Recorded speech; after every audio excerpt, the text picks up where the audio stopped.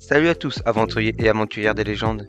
Merci de m'accorder de votre temps dans votre périple pour découvrir la créature mythique de Noël, le Krampus. Avant de commencer, je tiens à dire que je peux dire des informations fausses, et si c'est le cas, n'hésitez pas à me le dire en commentaire. C'est Taïra.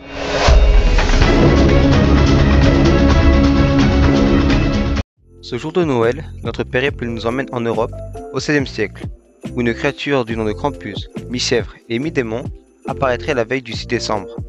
Il accompagnerait un saint, le saint Nicolas. Pour vous remettre dans le contexte, saint Nicolas va de porte en porte le soir du 5 décembre pour donner des friandises aux enfants qui ont été sages durant l'année.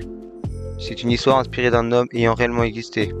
Mais revenons à nos moutons, ou à nos chèvres devrais-je dire. Pour ceux qui n'ont pas été sages, une autre créature vient leur rendre visite. Parfois appelé le Père Fouettard, ou encore le Krampus, qui restent deux créatures différentes aux origines similaires. Le Père Fouettard est la personne qui va punir les enfants qui n'ont pas été sages en leur apportant du charbon à la place des friandises ou encore des coups de bâton, ou même parfois les deux. Quant au Krampus, cette créature mi-chèvre, mi-démon, est souvent représentée avec un corps humanoïde recouvert de poils, avec une tête de chèvre et une paire de cornes de chèvre. Il a pour mission de faire peur aux enfants qui n'ont pas été sages, mais peut parfois aussi les punir indifféremment, comme par exemple les emporter dans son sac. De nos jours, la légende de Saint Nicolas est souvent racontée aux enfants dans l'espoir qu'ils deviennent plus sages. Quant au médecin de l'histoire, il varie selon les pays. Soit on effraie avec le Père Fouettard, ce qui est souvent le cas en France, soit on inspire la crainte avec le Krampus, notamment en Allemagne. Mais le pire, c'est lorsqu'il y a les deux. Peut-être que les enfants auront des friandises ou des cadeaux. On peut apercevoir le Krampus dans plusieurs films, comme par exemple Krampus, réalisé par Michel Dougherty en 2016, ou encore A Christmas Horror Story, réalisé par Steven Hoban et Grant Harvey. Maintenant, je vais vous raconter l'histoire d'une petite fille nommée Léa. Il était une fois, dans un petit village entouré de montagnes, une légende assez particulière qui enveloppait la période de Noël d'une aura mythique. Les enfants du village connaissaient tous l'histoire effrayante du Krampus, une créature légendaire qui visitait les foyers pendant la nuit du 5 décembre. Le Krampus était décrite comme une figure imposante, mi-homme, mi-chèvre, avec des cornes recourbées et une longue langue fourchue. Sa mission était de punir les enfants désobéissants, les avertissant de rester sur le droit chemin.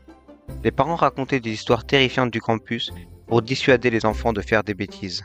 Une année, une fillette nommée Léa était particulièrement intriguée par le Krampus.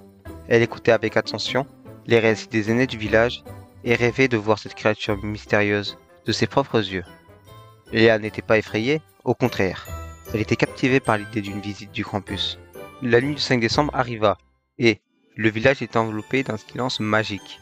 Les flocons de neige descendaient doucement, recouvrant tout d'un manteau blanc étincelant.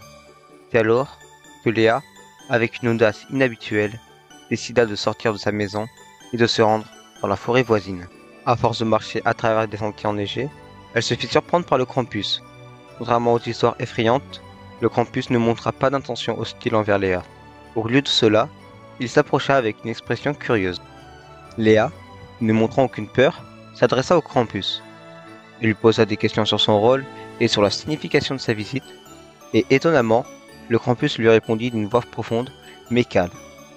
Il expliqua que sa mission n'était pas seulement de punir, mais aussi de rappeler aux enfants l'importance de la gentillesse, de la gratitude et du respect envers les autres, notamment lors des fêtes. Touché par la curiosité et l'ouverture d'esprit de Léa, le Krampus décida de fermer les yeux sur la bêtise qu'elle a faite durant l'année. Ce sera le cadeau du Krampus symbolisant une leçon apprise. Léa retourna chez elle avec une nouvelle perspective sur la légende du Krampus. Elle partagea son expérience avec les autres enfants du village, en leur transmettant l'importante leçon apprise. Ainsi, le Krampus, autrefois redouté, devint une figure plus nuancée dans l'esprit des villageois. Depuis, chaque année, la veille du 6 décembre, les enfants se souvenaient de Léa, du Krampus et de la leçon précieuse qu'ils avaient partagée. Pour conclure, dessous les cornes menaçantes du Krampus se dévoile une créature dont les sentiments et les intentions vont bien en-delà de ce que suggère la légende. Il est souvent tentant de succomber aux préjugés, de porter un jugement sur une créature en se basant sur son apparence ou les traditions et les rumeurs qui l'entourent.